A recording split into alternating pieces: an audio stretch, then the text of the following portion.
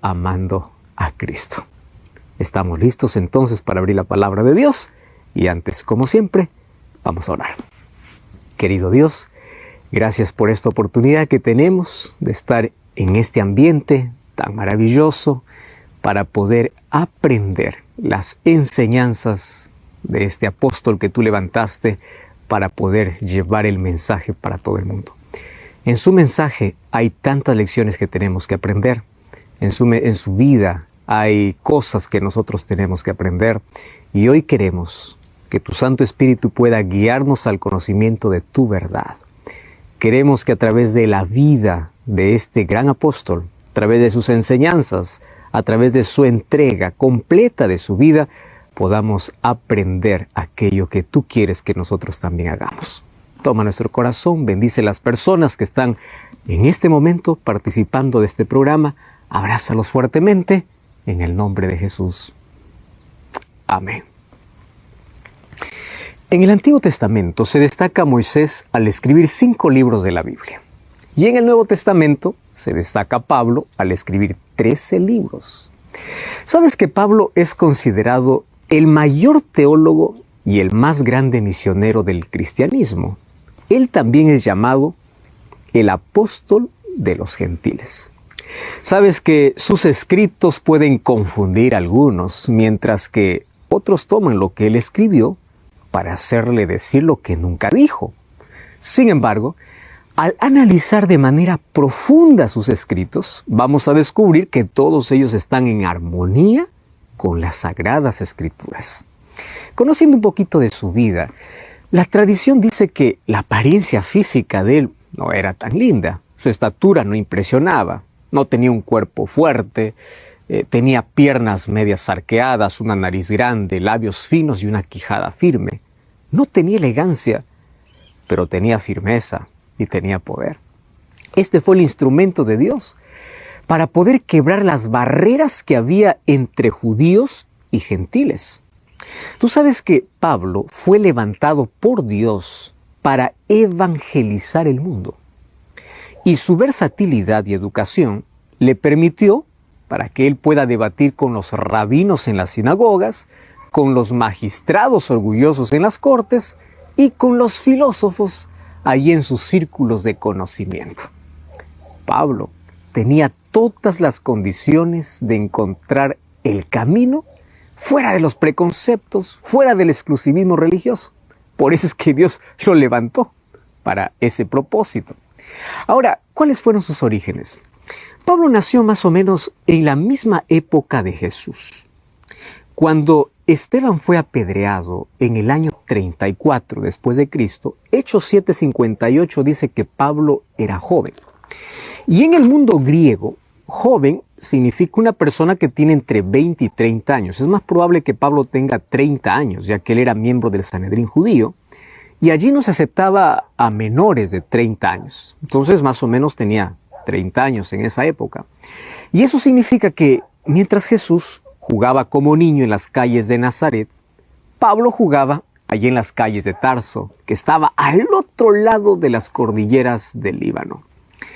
Y Tarso está más o menos en medio del camino entre Jerusalén, que era el centro del judaísmo, y Constantinopla, que fue capital del primer emperador romano. Tarso, sabes que Tarso era la principal ciudad de Cilicia. Era uno de los 3 principales centros de educación del mundo de aquella época. Ahora, sus escuelas se dedicaban a la filosofía, a la retórica y al derecho. Era una ciudad notable por la ciencia, por la educación y por la cultura que tenía. Y esa cultura es donde se mezclaban griegos, romanos y judíos. O sea, la ciudad de Tarso era una ciudad políglota. Por eso es que allí Pablo aprendió no solo el hebreo y la lengua que hablaba su pueblo, que era el arameo, sino también aprendió el griego, y además puede ser que Pablo haya aprendido el idioma latín, que era la lengua oficial en todo el Imperio Romano, allá en el primer siglo de la era cristiana. Muchos llamaban a Tarso orgullosamente la pequeña Roma, porque personas de diferentes orígenes vivían allí. y allí por eso se escuchaban diferentes lenguas. ¿Sabes que la ciudad de Tarso comercializaba pelo fino y pelo de cabra, que era usado para un tejido rústico? Y de entre las mercaderías fabricadas y comercializadas, pues estaban también las tiendas. Tarso era el centro de una grande ruta comercial, además de su buena educación, que era la principal competencia de Atenas y de Alejandría. Allí fue donde creció Pablo. Ahora, Pablo siempre amó las ciudades. Si nosotros hacemos una comparación, mira, a Jesús le gustaba enseñar al pie de las montañas, pero a Pablo le gustaba ir de una ciudad a otra. Estaba en Antioquía, Éfeso, Atenas, Corinto, Roma, que eran las capitales del mundo antiguo. Mientras que Jesús usaba las imágenes de la naturaleza, los lirios, las ovejas, el buen sembrador, Pablo usa un lenguaje de ciudad. Él usa el lenguaje de soldado, de la armadura, del atleta, de construcción de casas, para que veas la diferencia entre ellos dos. Ahora, su padre era uno de los muchos judíos dispersos por las ciudades del mundo gentil que estaba envuelto en la actividad comercial. Y claro que el padre de Pablo pues seguía firme sus costumbres en vestimenta, en alimentación, en religión. Y es posible que Pablo haya nacido en Palestina, porque según Filipenses 3:5, él dice que es hebreo de hebreos. Y ese era un título que solo pertenecía a los judíos que nacían en Palestina. Por lo tanto, el corazón de Pablo estaba en Jerusalén. Los héroes que Pablo tenía de niño no eran Horacio ni Hércules, sino era Abraham, José, David, Moisés. Esos eran sus héroes. Ahora, ¿será que Pablo frecuentó la Universidad de Tarso? ¿Será que allí bebió las fuentes de sabiduría de los griegos? Es interesante ver que Pablo hace referencia a los poetas griegos.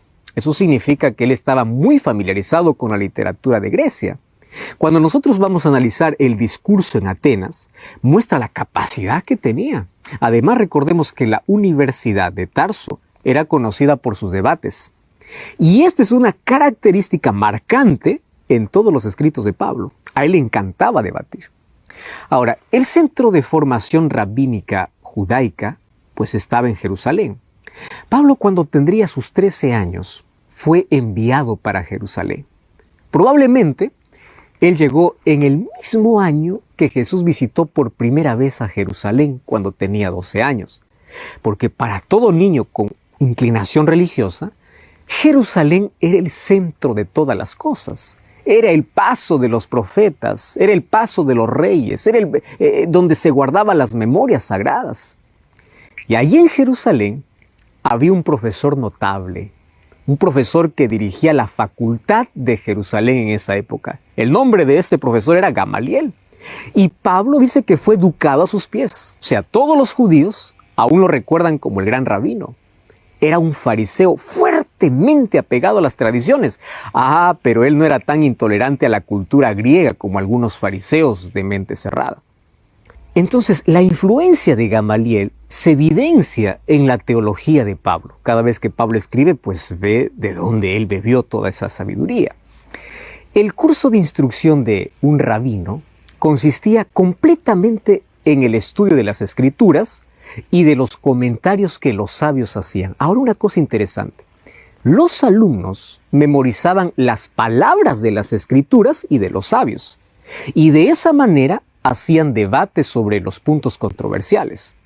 Entonces Pablo pues era inteligente, dedicado, intelectual y además él era maestro de la ley. Pablo pues se educó con el máximo rigor, de acuerdo con la interpretación farisaica de la ley. Recordemos que Pablo fue un destacado estudioso de la ley y un defensor acérrimo del judaísmo. Por eso es que su celo lo llevó a perseguir a la iglesia cristiana y en sus inicios, porque Pablo consideraba que era una secta hebrea que estaba contraria a la ley y que debía ser destruida. Después de su encuentro con Jesús, claro que él fue un grande predicador. Y siempre que visitaba una ciudad de habitantes de judíos, su primera aparición pública, ¿dónde lo hacía? En la sinagoga. Porque su formación rabínica y su conocimiento del Antiguo Testamento le garantizaban la oportunidad de hablar en cualquier sinagoga. Ahora, ¿qué sucedió después que terminó sus estudios en Jerusalén? ¿Qué pasó? No sabemos. Solo se sabe que estuvo distante de Jerusalén y de Palestina durante todo el ministerio de Juan el Bautista y todo el ministerio de Jesús. No tenemos información sobre lo que pasó en ese tiempo. Sin embargo, la historia de Pablo me enseña que no importa la educación que tengas, tú puedes estar equivocado. Puedes estar equivocado en tus convicciones religiosas. Y también me enseña que tú puedes pensar que estás en el camino correcto sirviendo a Dios.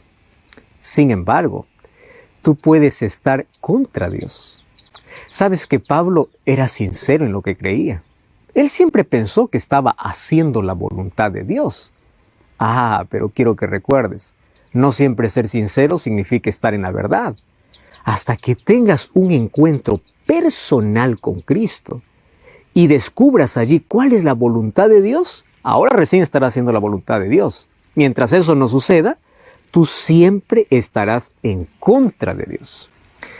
Y es interesante ver que Pablo, para que acepte el cristianismo, pues era humanamente imposible, porque él odiaba el cristianismo y él veía cómo el cristianismo crecía en Jerusalén. Al principio lo ignoraron pensando que pronto acabaría. Sin embargo, después del Pentecostés, el cristianismo venía en aumento, cada vez crecía y crecía más. El apedreamiento de Esteban señaló el comienzo del primer periodo de persecución que devastó a la iglesia naciente. ¿Y sabes? Pablo se destacó en esa persecución. Hechos capítulo 8, versículo 3 dice que había un arranque de odio fanático contra los cristianos. Pablo los arrancaba de las casas donde los encontraba y los arrojaba a la cárcel. Pablo los castigaba, los sacaba de las sinagogas. Cuando él cuenta su historia incluso en Hechos 22, 19 y 26, 11. Él daba su consentimiento para matar a los cristianos. Él mismo cuenta en Hechos 22, 4. El mayor enemigo del cristianismo un día se rindió ante Cristo. Y esta historia muestra que nada es imposible para Dios. ¿Sabes que cuando el ser humano está dispuesto a aceptar a Dios en su vida, Dios trabaja de manera extraordinaria?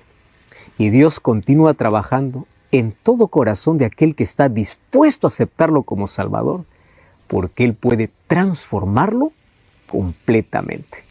Ahora, la pregunta es, ¿cómo es por el camino aconteció que, al llegar cerca de Damasco, repentinamente le rodeó un resplandor de luz del cielo? Cayendo en tierra, oyó una voz que le decía, Saulo, Saulo, ¿por qué me persigues? Y él le dijo, ¿quién eres, Señor? Y él le dice, yo soy Jesús a quien tú persigues. Dura cosa te es dar cosas contra el aguijón.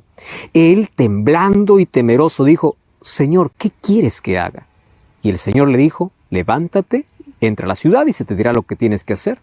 Los hombres que iban con Saulo se pararon atónitos, oyeron la voz, mas sin ver a nadie. Entonces Saulo se levantó de tierra y abriendo los ojos no podía ver, así que llevándole por la mano, lo metieron en Damasco. Ahí estuvo 3 días sin ver y no comió ni bebió. Entonces, allí en Damasco había un hombre llamado Ananías, a quien el Señor le dijo en visión, Ananías, y él respondió, heme aquí. Y el Señor le dijo, levántate y ve a la calle que se llama Derecha, busque en la casa de Judas uno llamado Saulo de Tarso, porque aquí él está orando. Y ha visto en una visión a un varón llamado Ananías, que entra, le pone las manos encima para que recobre la vista. Entonces Ananías respondió, Señor, he oído mucho acerca de este hombre, cuántos males ha hecho a los santos en Jerusalén. Él tiene autoridad de los principales sacerdotes para prender a los que invocan tu nombre. Y el Señor le dijo, ve, porque instrumento escogido me es este para llevar mi nombre en presencia de los gentiles, de reyes y de los hijos de Israel. Es interesante que el texto comienza diciendo que Pablo respiraba odio. Muchos hoy continúan respirando odio, celos, envidia y continúan destruyendo a las personas. Pablo estaba contra aquellos que seguían el camino. ¿Quiénes eran los del camino? Era la manera particular de decir a los cristianos, porque ellos decían seguir a Jesús, quien proclamó ser el camino, la verdad y la vida. Y el odio consistía en que el cristianismo se centraba en la salvación en Cristo.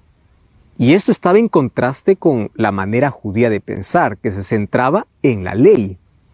Entonces Pablo vivía un conflicto para muchos irreconciliable, porque él pensaba que la ley es el único camino para ordenar bien la vida de todos los seres humanos.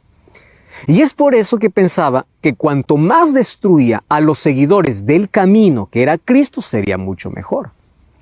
Saulo lo que no entendía es que los seguidores de ese camino, o sea, los cristianos, nunca habían despreciado la ley de Dios. Ellos también aceptaban la ley de Dios, solo que no lo aceptaban como medio de salvación. Estos seguidores de Cristo, pues aceptaban a Jesucristo como el único medio de salvación y aceptaban a la ley no como medio de salvación, sino como la evidencia de haber sido salvos por la gracia de Dios. Esto es cristianismo verdadero. La obediencia a la ley de Dios es el fruto de la fe. Infelizmente hay muchos cristianos hoy que se fueron al lado opuesto, desprecian la ley de Dios y piensan que no es necesaria. Sin embargo, si eliminamos la ley de Dios, pues nada nos condenaría de pecado. Y si nadie nos dice que es pecado, pues no habría necesidad de un Salvador. Hoy quiero decirte que no hay conflicto entre la ley y Cristo, porque cuanto más firme es la ley, más intensa es nuestra necesidad del sacrificio de Jesús para poder redimirnos. Mas el pensamiento del apóstol Pablo pues era lo opuesto. Él no lograba entender que no existe un conflicto entre la gracia y la ley. Él no lo entendía. Y por no entenderlo, él pensaba que los cristianos estaban equivocados. Y porque estaban equivocados tenían que ser eliminados. Para Pablo pensaba que estaba haciendo un favor a Dios. Por eso es que él iba a Damasco. Y a partir del versículo 3 en adelante, cuenta lo que sucedió en el trayecto, allí en su viaje. De Jerusalén para Damasco hay unos 250 kilómetros. El viaje llevaba aproximadamente unos 6 días. Y en el viaje sucedió algo inesperado. Porque al acercarse a Damasco, una luz del cielo llenó el espacio alrededor de Saulo. Y Saulo allí quedó ciego. Él fue derribado probablemente del caballo en el cual iba.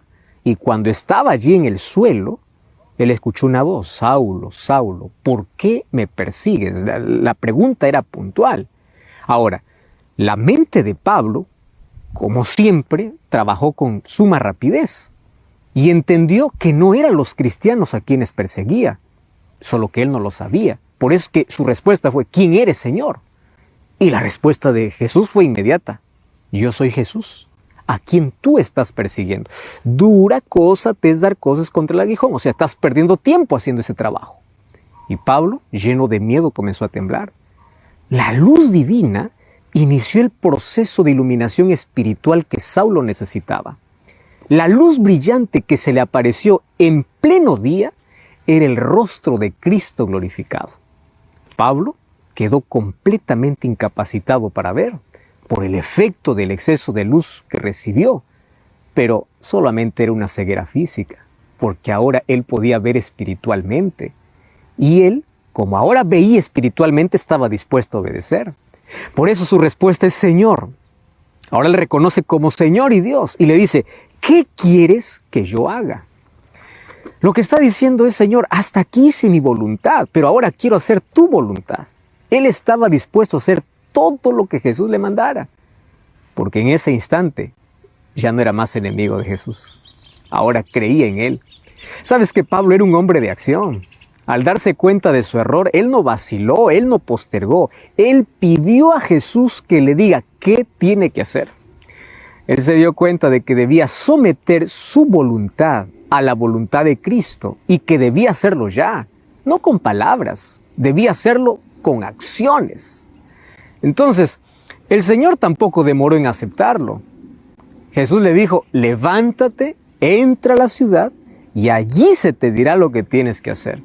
Entonces él se levantó del suelo, sus hombres que estaban con él pues los llevaron de la mano a la ciudad. Y allí en la ciudad permaneció 3 días en ayuno, sin comer ni beber. Y en esos 3 días él esperó las instrucciones que Jesús le había prometido. Ahora quiero que imagine la siguiente escena. Por aquella principal calle de Damasco pasa un ciego llevado por un grupo de personas. El mismo que tenía el corazón lleno de odio, que respiraba amenazas, ahora pasa humillado, quebrado por dentro. ¿Sabes que él tuvo tiempo suficiente para dudar o para olvidarse de todo? Hoy muchos seres humanos hacen así. Si las cosas que Dios les anuncia no ocurren como ellos esperan, pues lo que hacen es dejar de creer. Y a causa de su incredulidad, no permite que Dios haga grandes milagros. Saulo no era así. Él creyó en las palabras de Jesús y no le importó si tuviera que permanecer ciego e inmóvil, es más, esperando. Fueron 3 días de silencio que esperó y él continuó esperando, él continuó confiando en la palabra de Jesús. A partir del versículo 9 hasta el versículo 19 dice que en Damasco había un discípulo llamado Ananías. Él tenía un buen testimonio, posiblemente era uno de los dirigentes de los cristianos que había allí en Damasco. Entonces Jesús se le apareció en visión y le dice a Ananías. Él responde, heme aquí, aquí estoy. Y la orden fue, levántate y ve a la calle cuyo nombre es la derecha y busca allí en la casa de Judas a un hombre llamado Saulo de Tarso. Y le dice, él está orando y te ha visto en visión que tú entras y tú colocas sus manos sobre él para que pueda recobrar la vista. Dios sabe dónde encontrarte, sabe tu dirección exacta. Pero Ananías fue totalmente tomado por sorpresa. Él sabía todo de Saulo, él sabía de la furia de Saulo, de las persecuciones, él sabía del objetivo de su viaje para Damasco. Y lo que Saulo hacía era tan violento que Ananías, a pesar de que él estaba acostumbrado a obedecer la voz de Dios, él se atrevió esta vez a presentar delante de Dios una observación. Y le dice, no es que pienso desobedecerte, pero solo quiero que tú recuerdes quién es ese hombre. Señor, tú sabes quién es Saulo. Y aquí el texto dice, Señor, yo he oído mucho acerca de este hombre. O sea, él ha hecho tantos males a los santos en Jerusalén. Aún aquí ha venido con autoridad de los principales sacerdotes para poder prender a todos aquellos que invocan tu nombre. Sabes que la observación de Ananías fue muy contundente, solo que su información no estaba actualizada. Él no sabía lo que había ocurrido en los últimos momentos, no sabía. Por eso es que Jesús le responde, ve, porque instrumento escogido me es este para llevar mi nombre en presencia de los gentiles, de reyes y de los hijos de Israel. Y además le dice, él tendrá que sufrir por causa de mi nombre. Y yo se lo mostraré. Ananías no necesitó de otras explicaciones. Se levantó, se fue a la casa de Judas y entró allí. Puso las manos sobre a Pablo y le dijo, hermano Saulo. Este es un saludo que eliminó todas las diferencias anteriores que existían entre Pablo y los cristianos. El perseguidor ya quedó en el pasado. Los perseguidos ya no tenían por qué tener miedo, porque a partir de ahora era un hermano. ¿Sabes qué?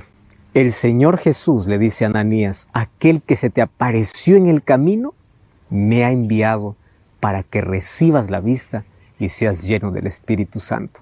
Y dice que en ese momento de sus ojos cayeron como escamas y comenzó a ver.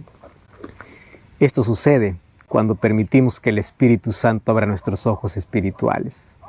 Esto sucede cuando nuestro corazón se ilumina, las escamas caen y comenzamos a ver lo que antes no veíamos.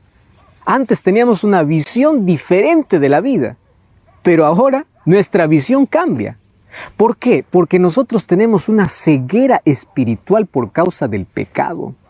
Claro que aquí en la historia de Saulo esto fue literal, pero si tomamos en asuntos espirituales, todos tenemos ciertas escamas en los ojos que no nos permiten ver con claridad o hace que podamos tener una visión distorsionada de la vida. ¿Sabes que Apocalipsis capítulo 3 habla sobre la condición del pueblo de Dios en el tiempo del fin? Y le dice, tú eres ciego y yo te aconsejo que compres colirio para que veas. Ese colirio es la acción del Espíritu Santo. El Espíritu Santo que trabajó en el corazón de Saulo Es el mismo Espíritu Santo que quiere trabajar en tu corazón. ¿Y qué cosa hace el Espíritu Santo en la vida? Pues el Espíritu Santo lo que hace es hacerte caer las escamas, sacarte de la ceguera espiritual. Y allí comienzas a ver tu real condición, comienzas a ver tu situación. Y allí reconoces la vida que vivías y lo que ahora necesitas para tu vida. Todos necesitamos un cambio en la vida y solamente ese cambio ocurre cuando estamos en la presencia de Dios. Todos necesitamos que se caigan las escamas de los ojos, porque esas escamas nos impiden ver con claridad el plan que Dios tiene para nuestra vida. Esas escamas de pecado necesitan caer para que recién podamos ver. Qué interesante. Mientras Saulo estaba ciego, en su corazón había tanta luz. Sabes que hoy podemos también recibir ese milagro en nuestro corazón. Los mayores milagros no son aquellos que se aplauden o son los milagros asombrosos. Los mayores milagros son los milagros silenciosos, aquellos que ocurren en el interior. Mira el poder de Dios. Para Él no existe nada imposible. Un perseguidor pasó a ser proclamador. Aquel que odiaba tanto a los cristianos pasó a amar tanto al Cristo de los cristianos. Eso se llama poder. Y esa transformación hoy está disponible. ¿Sabes cuál es el mayor milagro que Dios puede hacer? El mayor milagro es abrir tus ojos, hacerte caer las escamas. El mayor milagro es sacarte de una vida destruida por el pecado a una vida construida para su reino. El mayor milagro es cambiar tu corazón de odio, de resentimiento por un corazón de amor. El mayor milagro es que puedas tener una visión diferente de la vida. El mayor milagro es que tus ojos espirituales se puedan abrir para ver tu real condición. Mas ese milagro es posible solamente gracias a la acción del Espíritu Santo. Por eso es que Ananías le dice, ahora, cuando él le está diciendo, hermano Saulo, yo he venido para que recibas la vista y yo he sido enviado para que recibas la vista y seas lleno del Espíritu Santo. Solo una persona que permite que el Espíritu Santo entre en su vida tendrá un cambio real. Los cambios superficiales son de afuera hacia adentro, pero los cambios reales son de adentro hacia afuera. Y esos cambios reales no vienen por acción humana. Esos cambios reales vienen solamente por la acción del Espíritu Santo en la vida.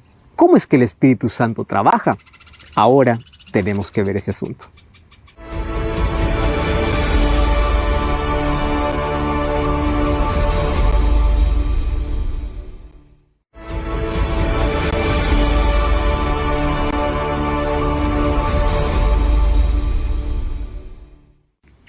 ¿Cómo es que el Espíritu Santo hace ese trabajo misterioso y silencioso en nuestro corazón?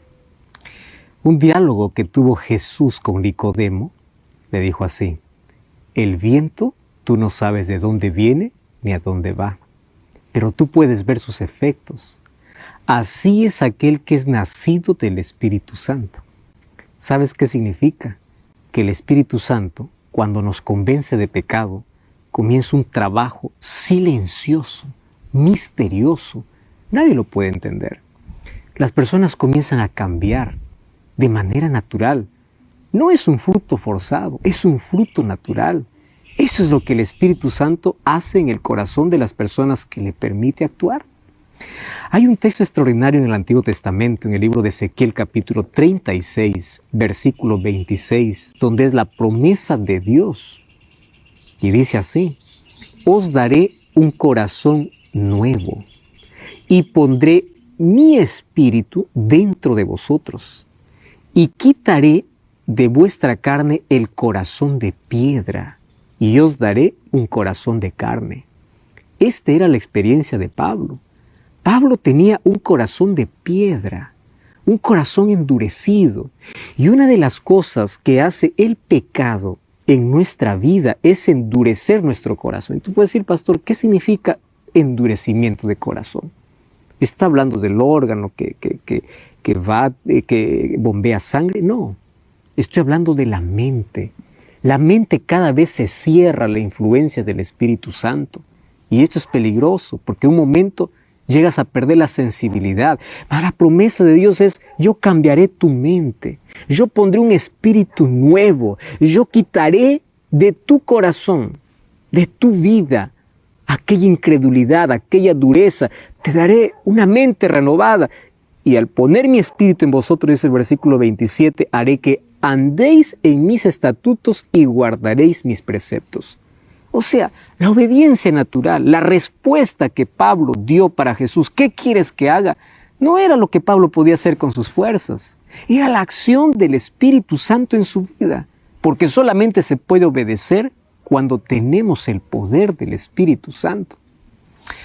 ¿Y cuánto nosotros necesitamos de un corazón sensible que pueda oír la voz de Dios? Esto se llama conversión. Conversión no es un remiendo. Conversión es que Dios hace todo de nuevo. Es algo que se ejecuta en el interior. Cambian tus pensamientos, cambian tus emociones, todo es transformado. Nuestra vida se coloca en armonía con los preceptos y los propósitos divinos. Es cuando tú dices: Señor, que mi voluntad se someta a tu voluntad. ¿Sabes cuál es el objetivo de la conversión? Es que las escamas caigan de los ojos, para que puedas ver de manera diferente. Mira, lo que Pablo tanto odiaba, ahora era lo que tanto amaba. Cuando vas a Filipenses 1:21, dice que para él todo es Cristo. Jesús se convirtió en el centro de su vida. Jesús se convirtió en su esperanza, en su motivación, en su alegría, en su mayor tesoro, en la razón de su vida. Ahora sabía para qué vive y para quién vive. ¿Tú ya descubriste eso? Romanos capítulo 6, versículo 13, Gálatas capítulo 6, versículo 14, 2 Corintios 5, 17, Pablo dice que encontrarse con Jesús es pasar de muerte a vida, es ser una nueva criatura. O sea, su contacto con Jesús fue extraordinario y allí fue transformado. Dice el texto bíblico que después él se levantó y se bautizó. Se unió a la iglesia con un espíritu integrador y ejemplar. Y ese modelo que sirve a todos los que creen en Jesús para poder obedecer todas sus órdenes y para poder obedecer sus mandamientos. Hechos capítulo 9, versículo 20 al 25, dice que Pablo comenzó a predicar en las sinagogas de Damasco. Ahora fíjate, en los mismos lugares donde pretendía llegar para matar a los cristianos, allí comienza a predicar. ¿Cómo cambia todo en la vida, verdad? Ese es el cambio que ocurre en las personas por la obra del Espíritu Santo, cuando una persona se convierte al Señor. Ahora, ¿cuál era el contenido específico de su predicación? Él no tenía otra cosa que hablar sino Jesús, el Hijo de Dios, aquel que se le apareció en el camino.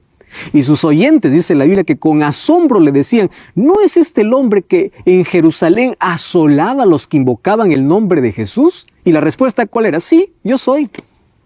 Ahora, ese era el más grande perseguidor de los cristianos, pero eso quedó en el tiempo pasado. Quiero que sepas algo. No importa lo que ha sido ayer, hoy puedes ser instrumento en las manos de Dios. Eso hace el poder de Dios. Puede transformar al más peligroso perseguidor en el más grande predicador. Puede transformar al asesino a un hijo de Dios. Podemos decir que Pablo experimentó una auténtica muerte al pecado y una resurrección a una nueva vida. Murió para que pueda renacer en Cristo como una nueva criatura. Sabes que para algunos la conversión es una experiencia dolorosa, para otros es una experiencia alegre, para otros es una experiencia explosiva, silenciosa o gradual. Cada uno tiene un encuentro diferente, pero quiero que puedas escuchar la voz de Dios. Quiero que puedas someter tu voluntad, que tú puedas decirle: Señor, ¿qué quieres que haga? ¿Cuál es el propósito que tienes para mi vida? Tu vida puede ser el mayor argumento para otros sobre lo que Dios puede hacer. Hoy también Jesús se presenta a ti y te dice: yo soy Jesús. Preguntes cuál es la respuesta que tú darás. Hoy la luz también resplandece para ti a través de la palabra de Dios. Pablo, para ver, tuvo que quedar ciego. A veces tenemos que fracasar en nuestra misión. A veces tenemos que fracasar en nuestros planes para cumplir una misión mayor, que es la misión que tiene Dios para nosotros. ¿Sabes qué cosa me llama la atención? Es que Pablo tuvo que caer al polvo para poder reconocer quién es Dios. Y la pregunta es, ¿quién es Dios para ti? Jesús dice así, el que no es conmigo, contra mí es. La pregunta es, ¿tú ya tuviste ese encuentro con Jesús? ¿Tú ya conoces de Jesús? ¿Quién es Dios para ti? ¿Tú ya tuviste un encuentro transformador con Él? Ahora, fíjate una cosa. Si aún todavía no has tenido ese encuentro, hoy quiero extraer algunas lecciones importantísimas del capítulo 9 del libro de Hechos. Y esas lecciones tienen que ver con lo que hoy Dios quiere que nosotros hagamos. En primer lugar, Dios quiere cambiar todo lo malo y lo sucio que hay en tu vida. El capítulo 9, versículo 1 dice que Saulo respiraba amenazas y muerte. ¿Qué cosa respiras? Cuando dice respiraba significa la razón de su vida. ¿Cuál es la razón de tu vida hoy? Mucho la razón de su vida es el odio, la envidia, la codicia, el mal. ¿Cuál es la razón de tu vida? Es la oscuridad. Ahora, Dios puede transformar el corazón más degradado por el pecado para un corazón transformado para el reino de los cielos. Eso lo hace Dios. Otra de las cosas impresionantes que aquí me impresiona o aquí me llama la atención en el capítulo 9 es que a veces en el dolor tenemos que reconocer que Cristo nos está llamando. Cuando Pablo o cuando Saulo estaba tan bien en la vida, él nunca iba a reconocer quién era Jesús. Hasta que un evento cambió su historia. Un evento cambió su vida para siempre. Y ese evento obviamente que fue doloroso. ¿Y por qué fue doloroso? Claro, porque en ese momento él tuvo que caer. Él tuvo que ser humillado. Él tuvo que quedar ciego para que pueda ver. Él tuvo que fracasar en su misión para que pueda recién entender la misión que Dios tenía para él. A veces Dios permite los fracasos en la vida, a veces Dios permite que podamos caer en la vida, a veces Dios permite que podamos estar allí en el polvo de la vida, y en ese polvo de la vida recién podemos levantar los ojos al cielo para decir, ¿quién eres, Señor? ¿Qué cosa es lo que tú quieres que yo haga? ¿Qué quieres que yo haga? ¿Sabes? Bendito dolor que nos lleva a los pies de Cristo. Bendito fracaso que nos hace levantar los ojos al cielo. Benditas enfermedades que nos hacen sentir frágiles para poder acordarnos que hay un Dios que nos está llamando. Tu dolor se puede convertir en bendición, tu sufrimiento se puede convertir en un encuentro con Dios, pero la respuesta que tú tienes que hacer es, Señor, ¿qué quieres que haga? Pero antes de decir qué quieres que haga, tú tienes que decir quién eres, Señor. Y para conocer a ese Señor que te está llamando, necesitas un encuentro primero con la palabra de Dios. Para conocer cuál es el carácter de Dios, cuál es el plan que Dios tiene para tu vida. ¿Quién eres? Una vez que te conozco, entonces, ¿qué quieres que haga? Yo quiero hacer tu voluntad, quiero someter mi voluntad a tu voluntad. Yo no quiero más seguir mi propósito, mi vida, mi plan. Yo quiero someter mis planes a tu voluntad. Eso es lo que sucedió aquí. Otra de las cosas interesantes es el encuentro que Dios tiene con Ananías. Otra lección importante para la vida. Dios le dice a Ananías, anda a tal dirección. En esa dirección vas a encontrar un hombre que está orando. Dios conoce exactamente dónde estás. Dios no solamente ve tus acciones, Dios ve tus motivaciones, Dios ve lo que ocurrió exactamente en los últimos minutos de tu vida. Claro que Ananías no sabía, porque él solamente sabía el pasado de Saulo, no sabía el presente de Saulo. Qué lindo es saber que a Dios ya no le interesa más el pasado cuando en tu presente está Él. Qué extraordinario es saber de ese Dios, que el pasado lo deja ya en su lugar, en el pasado, porque ahora sabe que en el presente hay algo mejor, y ese presente es Cristo. ¿Y qué cosa me llama la atención? Para Ananías, Saulo era apenas un perseguidor, era un asesino, pero para Dios, ¿quién era? Un instrumento escogido. Tú puedes ser para las personas la oveja negra, tú puedes ser para los demás el malo, el criminal, pero para Dios tú puedes ser un instrumento si le permites actuar. ¿Sabes una cosa? Dios no te ve como eres en el presente. Dios te ve como serás en el futuro, transformado por su gracia para honra de Él.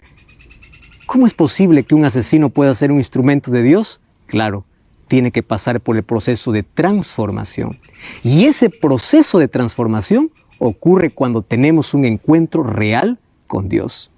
Finalmente, aquí dice que después que Pablo entendió todo, después que él recobró la vista, versículo 18 dice, se levantó y fue bautizado. Porque el bautismo marca nuestro comienzo, marca nuestra experiencia con Dios. Nadie puede decir, yo me encontré con Dios, pero no quiero ser bautizado. Mira, qué interesante este proceso. Ese proceso comienza con el trabajo del Espíritu Santo en el corazón, pero el Espíritu Santo en el corazón te motiva y te lleva a una decisión por Cristo. ¿Cuál es la decisión? Una entrega completa a través del bautismo. Pablo comenzó su nueva historia siendo bautizado. Tú también eres invitado a una nueva vida. El Espíritu Santo ya está trabajando de manera silenciosa en tu corazón. Ahora, sin embargo, todavía no has tomado ese paso de fe. ¿Qué cosa es lo que estás esperando? Este es el momento para tomar la decisión. Yo quiero ser como Saulo, quiero tener un encuentro con Cristo, quiero permitir que el Espíritu Santo entre en mi vida, transforme mi vida y yo también quiero ser bautizado. Y a partir de allí tú comienzas una nueva vida, con una nueva visión y con una nueva misión. ¿Entendiste? Una nueva visión, porque empiezas a ver las cosas de manera diferente, y una nueva visión o una nueva misión, porque Dios tiene un plan y un propósito para tu vida. Cuando vamos al libro de Filipenses, capítulo 1, el versículo 21, Pablo dice así, porque para mí el vivir es Cristo y el morir es ganancia. Cristo se convirtió en el centro de su vida. Pero ¿cómo lo hizo?